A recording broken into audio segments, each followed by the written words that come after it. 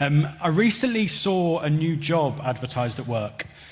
It looked like my experience would align quite nicely, and it looked like a good step forwards in my career.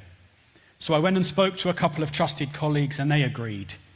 So I put in an application, and sure enough, a few days later, I get the email to say, "You've been invited to interview." So I did what everybody does nowadays.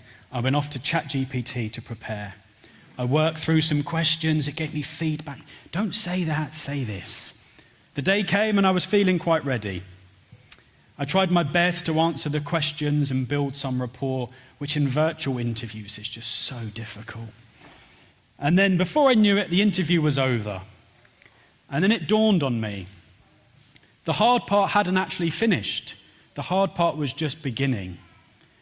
Because you see, now I had done everything I could do to influence the outcome.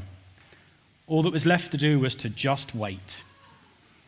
And the experience of waiting and not having that opportunity to influence anymore left me feeling powerless. Last week we started this series, Worth the Wait, and we're looking at seasons of prolonged waiting, seasons that many of us have likely experienced.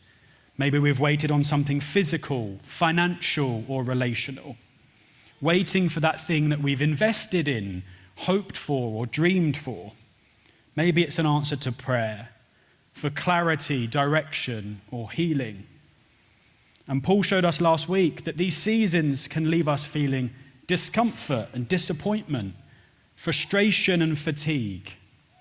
But we learned that God does some of his best and most important work while we are waiting. Because you are worth the wait.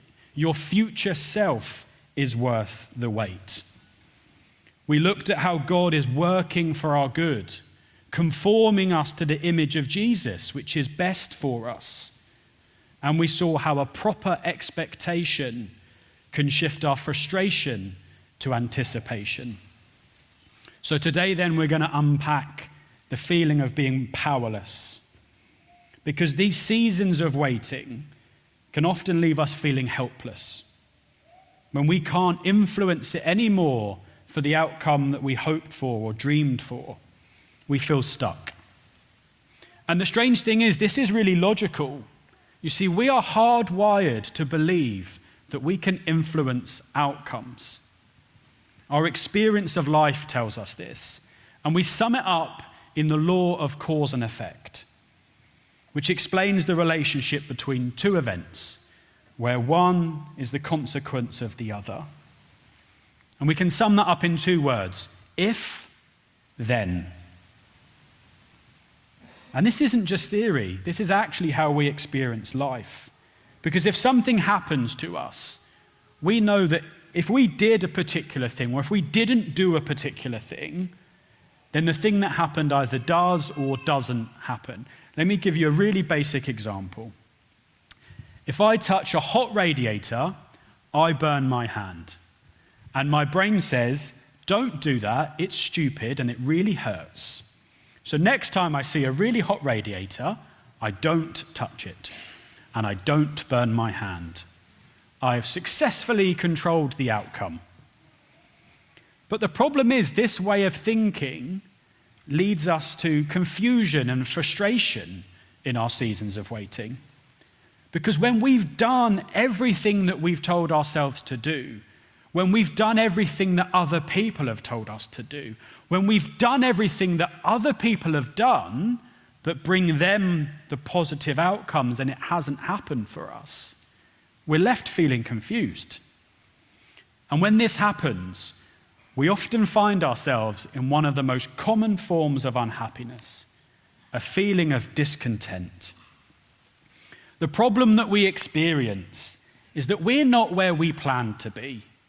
We're not experiencing what we hoped for or what we dreamed for. Or we're still waiting for that thing, the thing that we thought we would already have or achieved or overcome by now. And the problem is, when our discontent overlaps with our powerlessness, we find ourselves in this danger zone. And the problem with the danger zone is it prompts us to act and think in ways that we don't usually act or think. when we feel discouraged and we feel stuck, like we've got no control, we can't change things, we start to ask ourselves, what's wrong with me? And it's not just discouragement, it turns into disillusionment. And we take things to the extreme. We say, if I never get that thing, I will never be happy. We say, I'll never get through this. Or we become fixated on something. And if that becomes prolonged, we feel defeated. We start to give up. We tell ourselves, nobody cares. Does God even care? Do you know what? I'm not even sure I care anymore. And the ironic thing is, when we get to this point, we go back to applying cause and effect. We say, if I don't ever achieve that thing, something's wrong with me. If I never arrive at that destination, I'll never be happy. If they won't do that thing, or if God doesn't do that thing, then it doesn't matter what I do. And this is where our discontent becomes dangerous.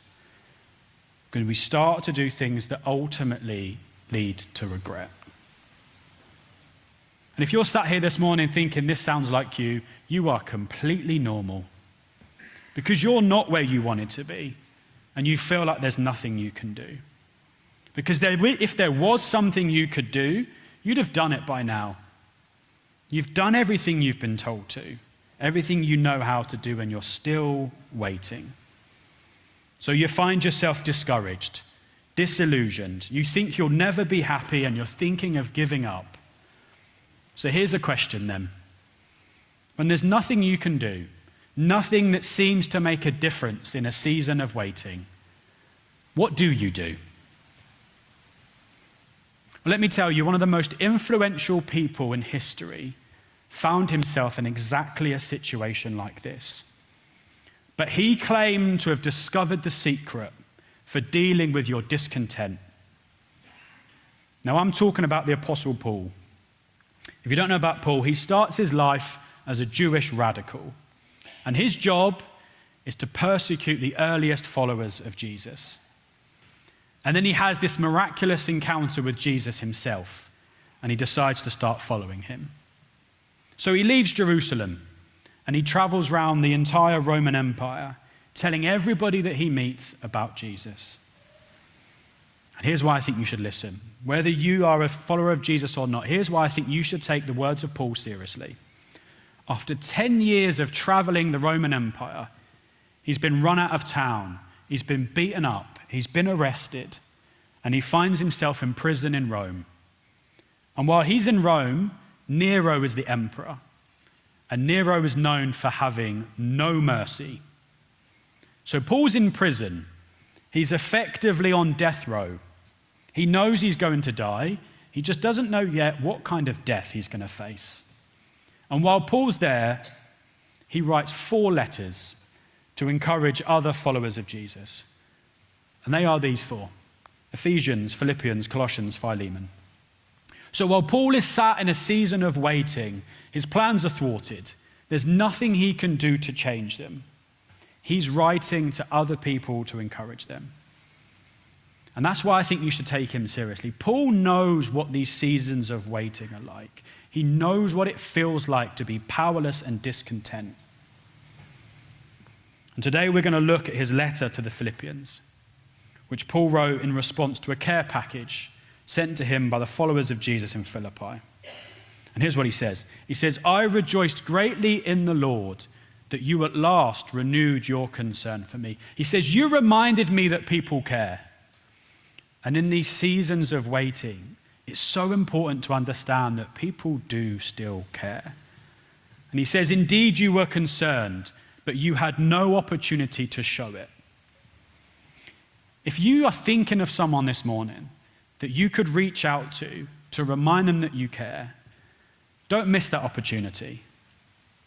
If you want to take your phone out right now, I will not be offended, because your encouragement might be the very thing that prevents them from their next big regret.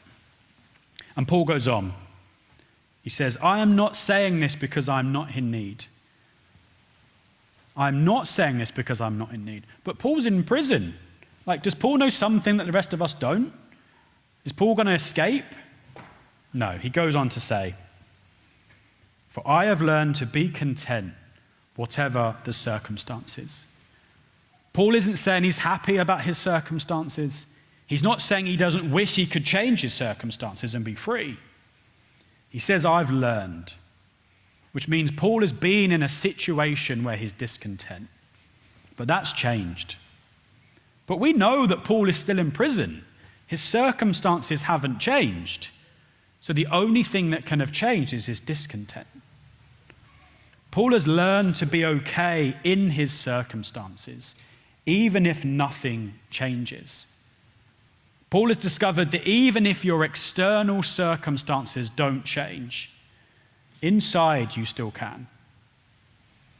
And you see, this defies our logic of cause and effect, and this kind of messes with us. Because Paul's learnt something that interrupts the cycle that leads so many of us to be ruled by our discontent.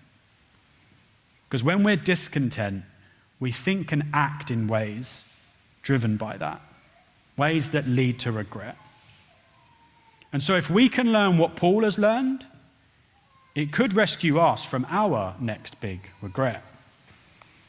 Paul continues and he says, I know what it is to be in need, and I know what it is to have plenty. You see, that's important. Discontent is not only for the people that are in need. The reality is many of us here this morning, if not most of us here this morning, we have plenty, but we still find ourselves feeling discontent. And he goes on, he says, I have learned the secret of being content in any and every situation. Now that's really bold. Paul's not saying I'm learning. He's not saying I'm trying. He's saying I've already learned. I'm there. I've finished the process. And if you're anything like me, your first reaction to a claim like this is, really? Are you sure, Paul? I mean, that sounds a little bit too good to be true, doesn't it? And if you spend any time on the internet nowadays, you've probably seen claims that are too good to be true, like these. Guaranteed investment returns, just click here. Miracle weight loss solutions, or my personal favorite, this one. You have inherited a large sum of money from a long-lost relative. So when Paul says he's learned the secret for every circumstance, I think, really? Not my situation, Paul, not my circumstances. Mine are just too serious. Mine has just gone too wrong. Surely this can't be true for me. But what is the secret that Paul's learned? Well, if you've been around church for any length of time, you've probably seen this verse. And it's most likely you've seen it taken out of context, so I might spoil one of your favorite verses this morning, I'm sorry. The verse is this: I can do all this through him, that's Jesus, who gives me strength. You see, ironically, we've ended up where we started. We've ended up with a cause and effect, an if-then situation, but one that's very different to what they looked like before. What Paul says here is, if Jesus is in me, strengthening me, anything is possible. I'm no longer controlled by my circumstances. I can't, but Jesus can, through his strength, not mine. As I said, this verse is often misquoted. You've probably seen images like this before.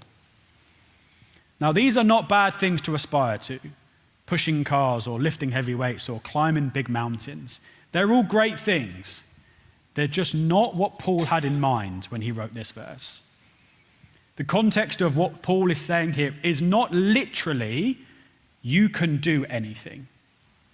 He's saying through Jesus strengthening you, you can learn to endure all things.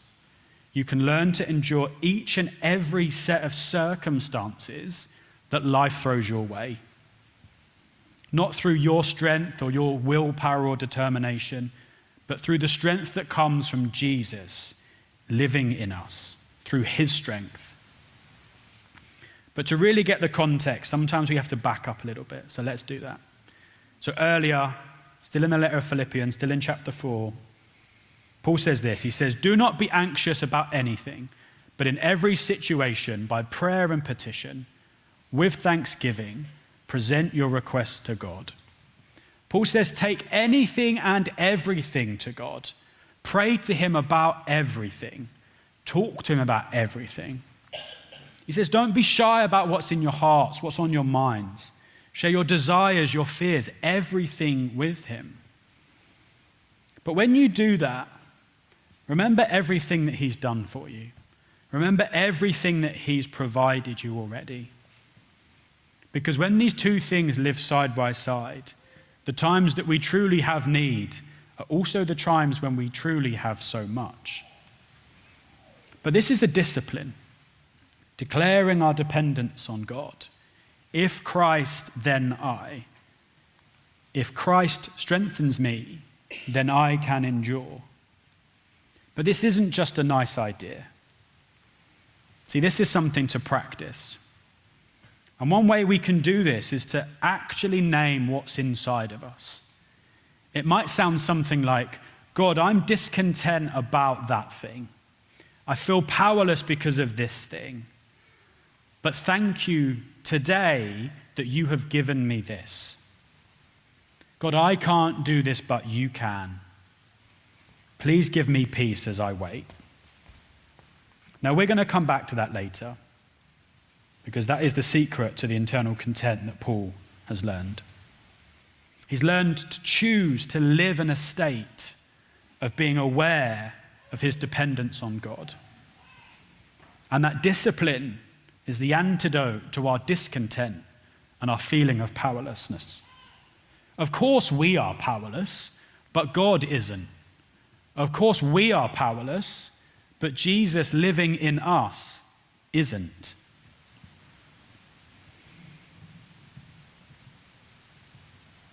So we should bring our discontent to him daily. We should bring our want and our plenty to God, expressing our gratitude and asking him for our desires.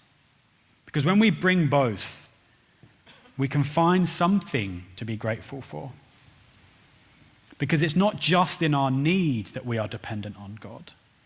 Maybe we're more aware of it when we are in need, but we're not more dependent. And doing this, developing this discipline, leads to contentment. It's important to remember that nothing God has prepared for you is going to go to somebody else because they get there first. God has got good plans for each and every one of us. He's working together for our future, and he's inviting us to trust him, bringing all of the things to him, telling him our need and thanking him for what he's done. And Paul goes on to say that when we do this, then the peace of God, which transcends all understanding, will guard your hearts and your minds in Christ Jesus. The peace that transcends, the peace that doesn't make sense. This is the context of verse 13. The dependence on God is the path that leads to contentment, leads to peace beyond understanding, and the type of contentment and peace that guards our hearts and our minds against the destructive desires and thoughts. When we declare our dependence and we say, I can't, but you can, with Christ strengthening me, all things are possible, it starts to guard our hearts against discouragement, disillusionment, and it protects us from the thoughts and actions which ultimately lead to regret. So the context for do all things probably looks a little bit more like a single parent looking at a pile of bills they've got to pay this month, wondering how on earth they're going to make ends meet. It might look like a partner laying awake in bed at night, feeling distant from their spouse, wondering how on earth did my relationship get here? How are we ever going to get through this? Or it might look like someone sat in a hospital waiting room, waiting for a diagnosis, unsure what the future holds. They did an experiment at Harvard University many years ago now, and it's a little bit brutal, and it's not something that would be repeated nowadays, but stick with me because there is an important lesson in this. They took some rats and they put each rat in a glass cylinder filled with water. And there was no way for the rat to escape. And so these rats are struggling to swim, struggling to stay afloat. And after about 15 minutes, some of these rats give up and they drown. But other rats are taken out of the cylinder and they're given a really short rest before they're put back in again. Now what they found is that second time round, some of those rats endured for up to 60 hours. From 15 minutes to 60 hours.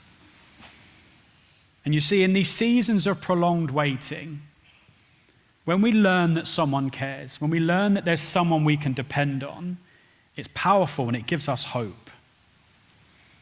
And these seasons create these really intense learning experiences for us. And if we can live through things like this, then we might learn what Paul learned. That when God rescues you, when God shows up, next time round, that peace comes quicker. When you know that he cares. The peace that comes from our dependence on God is worth the wait.